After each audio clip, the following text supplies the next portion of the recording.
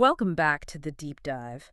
Today we are really getting into it, taking that big idea of success and breaking it down to the practical stuff, the daily reality of self-discipline. Exactly. This isn't just theory. We're talking action. Right. It's kind of a deep dive into how forward momentum actually works. We've looked at sources talking about the mindset you need, the, specific small steps. The actual mechanics of it. Yes. And some surprising things about motivation, real motivation that lasts. Our goal here is to figure out how really successful people turn wanting something into actually doing it. Okay, so let's tackle this core conflict right away because the source material, it's pretty blunt about it, isn't it? It is brutally honest, you could say. Everyone wants the results, the success, the applause, the finish thing. But we really, really try to avoid the part before that, the messy part. That's it, exactly. We love the idea of achieving something, Mhm. but the actual discomfort, the effort, the feeling vulnerable part, we tend to run from that. There's a great analogy they used.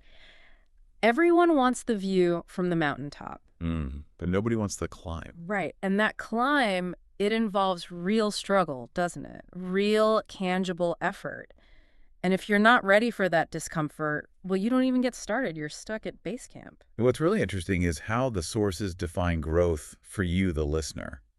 It's not found when things are easy or comfortable. Hmm. No. Growth happens specifically in that moment. The moment you decide to push through, even when everything inside you is screaming, stop, Hmm. success is just what happens when you stack up enough of those small, uncomfortable choices. Okay, so let's talk about that first push, the climb itself. Because we have to talk about that universal thing that stops people. That moment your brain turns into, well, the world's best defense lawyer. Ah, yes, the rationalizing lawyer. I know him well. Me too. The sources really detail this battle, especially like the morning alarm scenario. You plan it the night before, run, study, write, whatever. Yep. But the second that alarm goes off, instantly, your lawyer brain is there with a full case presentation. Mine is top tier. Seriously. His latest argument, well, your neck feels a bit stiff. Could be an injury risk. Injuries cost money.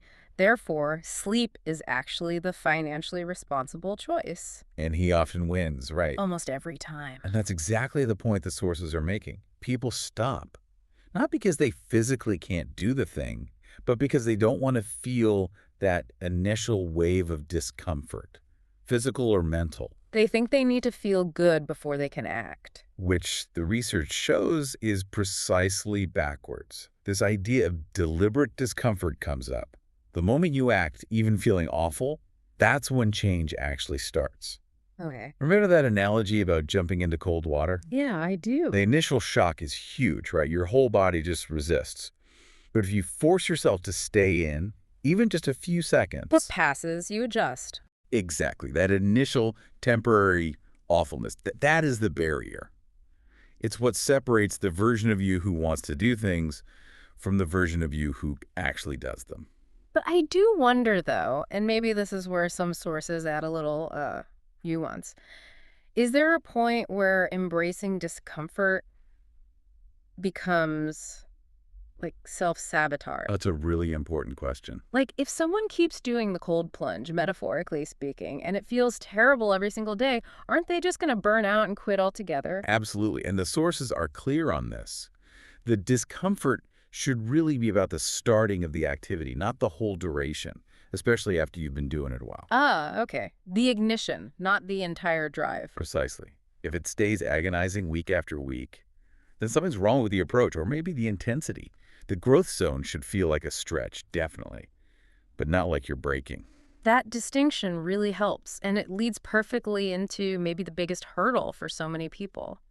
This lie we tell ourselves about waiting until we're ready. Oh yeah, the I'll start when syndrome. We keep pushing off the important stuff, telling ourselves, I need more confidence first, or the timing isn't quite right, or I need a better plan. It's paralyzing, isn't it? This sort of perfectionism. We're waiting for 100% certainty, 100% confidence. But the hard truth is, courage doesn't show up before you act. It shows up because you act. Exactly.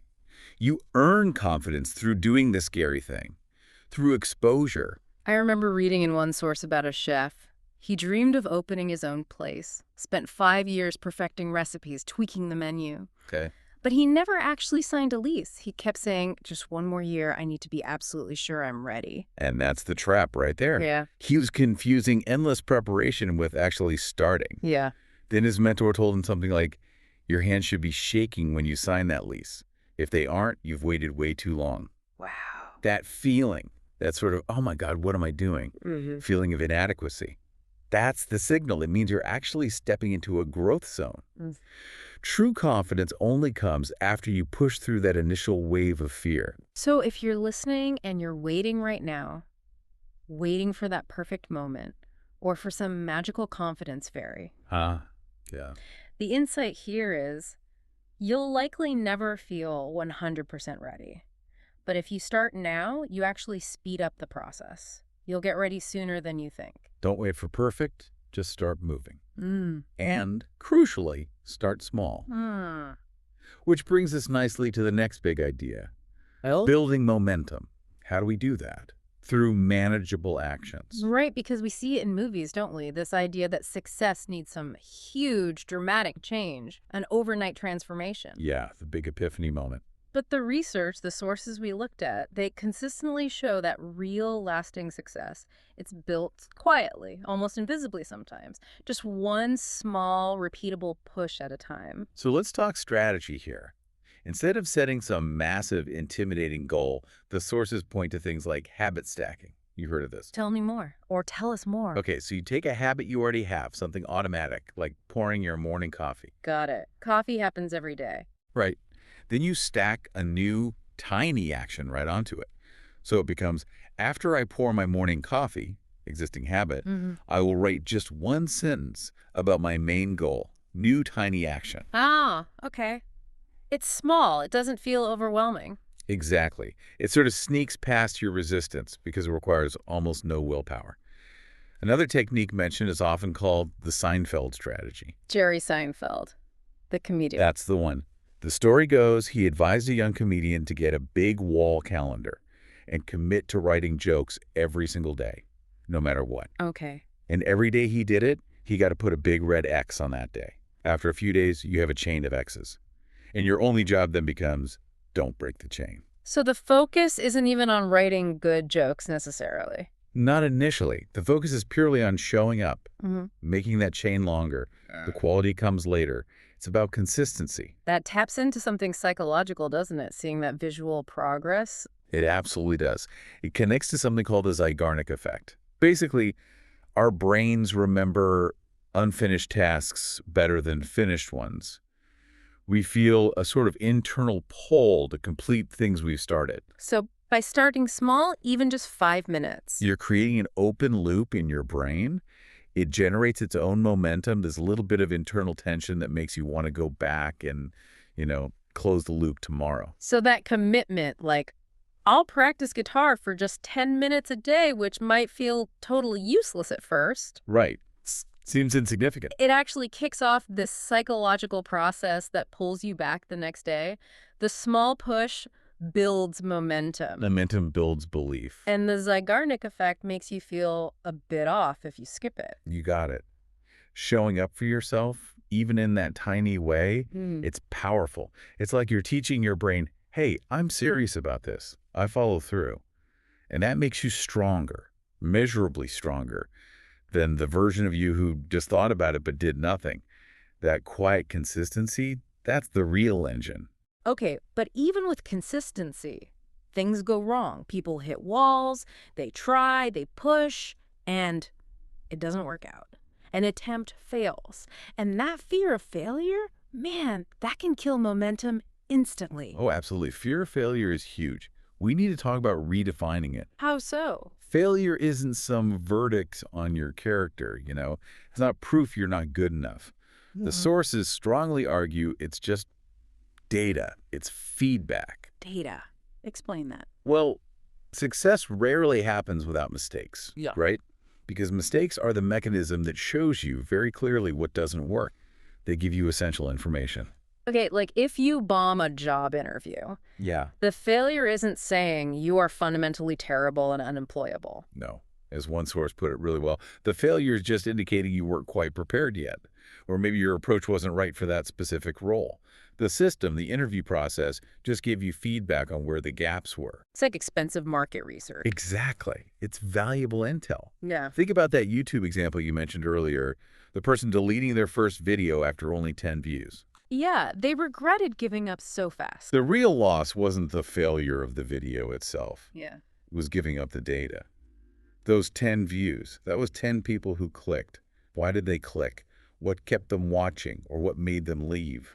They lost the chance to learn from it. Okay, the GPS analogy comes to mind here. That felt really strong. Yes, that's a powerful one. When you take a wrong turn driving, what does the GPS do? Does it yell at you? Haha, no. It doesn't say, you're a terrible driver, trip over, go home. Exactly. Just calmly says recalculating.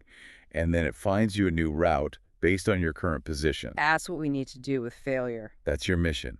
When you hit a setback, don't quit. Don't beat yourself up. Just gather the data, see where you are now, adjust your route, and keep going. Recalculate. Recalculating. I like that. That should be the mantra. It shifts the focus, doesn't it? Pushing yourself isn't about perfection. It's about not stopping when things inevitably go sideways. Precisely. And okay, so let's say you are moving forward now. You're showing up, you're recalculating, things are generally progressing. That's often when a new trap springs up. Uh-oh. What's that? Comparison. Ah, yes. The thief of joy, as they say. Yeah. Especially today, right? With social media everywhere. It's an epidemic. You scroll, you see someone who seems fluent in 3 languages, or they're always traveling, or they just launched a perfect business. And immediately you feel behind, like you're not doing enough or you're not good enough. Right. Now, the sources go deeper than just saying social media isn't real. They talk about types of comparison. There's destructive comparison and constructive comparison. Okay, what's the difference? Destructive comparison is when you take your internal reality, all your messiness, your fear, your fatigue, the attempts that didn't work You get out. behind the scenes stuff. Exactly. And you compare that to someone else's polished external highlight reel, their best moments, perfectly framed. You're comparing your rough draft to their final published book. Perfect analogy. And when you do that, Yeah. you always lose. You always feel inadequate because the comparison itself is fundamentally unfair. It's apples and oranges. So what's the alternative? Constructive comparison. Constructive comparison is shifting your focus inward. You compare your current self to your past self. Okay. Are you a little bit better today than 6 months ago? Did you follow through on one more small promise this week than last week? Did you learn something new? That's the only race that matters, really, your own progress. That's it. Success is personal. Think of it like running a race in your own lane. If you keep craning your neck to see how the person in the next lane is doing, what happens? You'll probably trip over your own feet. Guaranteed. You lose focus on your own path. So the advice is clear. Focus on your lane, your pace, your journey. Celebrate your own quiet, steady growth. Okay, that makes sense. Focus on your own lane. And once we accept our own pace, we need to talk about something that feels, well, almost the opposite of pushing yourself, but the sources say it's crucial. Yeah, you mean rest. Yeah. Rest. There's so much guilt tied up with it, isn't there? We're kind of programmed to think if we're not constantly busy, grinding away, we're somehow lazy or not serious. We wear busy like a badge of honor sometimes. And we see burnout as like proof of hard work. But that's wrong. According to the sources, yes. Burnout isn't a badge of honor. It's a sign you ignored your limits for too long. It's poor resource management. Rest isn't the opposite of work. It's part of the work. It's integral to the work. Think about athletes. Their muscles don't grow during the workout itself. They grow during the recovery period afterward. Rest is when consolidation happens, when learning sinks in. We probably need to define rest properly too, though, because scrolling social media for 2 hours might feel like resting. But it often isn't truly restorative, is it? It can just be procrastination disguised as a break. Mindless consumption. So what does productive rest look like? The sources talk about deliberate recovery. It means consciously stepping away from the main task to engage in something different, often low intensity but high interest, that genuinely recharges you. Like what? Could be exercise, going for a walk in nature, reading a novel totally unrelated to your work, having a deep conversation with someone, maybe meditation. It's about shifting your focus deliberately, not just zoning out. Letting the batteries recharge properly. Exactly. And part of that recharging process, maybe the most overlooked part, is pausing to actually notice your progress. Acknowledge the small wins. We get so focused on the huge goal, the summit way off in the That distance. we forget to look back down the trail and see how far we've actually climbed. Did you show up today when you didn't feel like it? That's a win. Did you mess up, but instead of quitting, you recalculated? That's a huge win. These small acknowledgments, these little internal pats on the back, they matter. They release dopamine. They fuel the motivation system. You have to find ways to actually enjoy the climb, not just fixate on the view from the top. Okay, so if we pull all these threads together, Yeah. what we've discussed today, it paints a picture of discipline that's actually quite human. Yes. Holistic, I think. It starts with stepping out of your comfort zone, right? Then taking action, even when you feel unready, even scared. Mm-hmm. Committing to those small, manageable pushes, day after day. Consistency. Learning to see failure not as an end, but as feedback, as data for recalculating. Crucial. And consciously tuning out that destructive comparison, focusing on your own lane. And finally, understanding that rest, deliberate recovery, isn't laziness. It's essential maintenance for the journey. Yeah. And the true meaning of success that emerges from all this, it's not really about one big, flashy victory. It's found in those quiet moments, those daily choices where you choose consistency over comfort, where you choose to keep going. It's not just about getting to the top. It's about who you become along the way, the resilience you build, the skills you gain, the confidence you earn. That's the real prize. So maybe the provocative thought for everyone listening, something to mull over, is this. If you are still trying, if you haven't given up, you are, in a very real sense, already succeeding. That's a powerful way to frame it. Pushing yourself doesn't have to mean being harsh or critical. It can mean acting from a place of self-belief, believing you can grow, and recognizing that the discomfort you feel, that's just the sound of your own boundaries expanding. Keep pushing. Yeah. Gently, consistently, but keep pushing.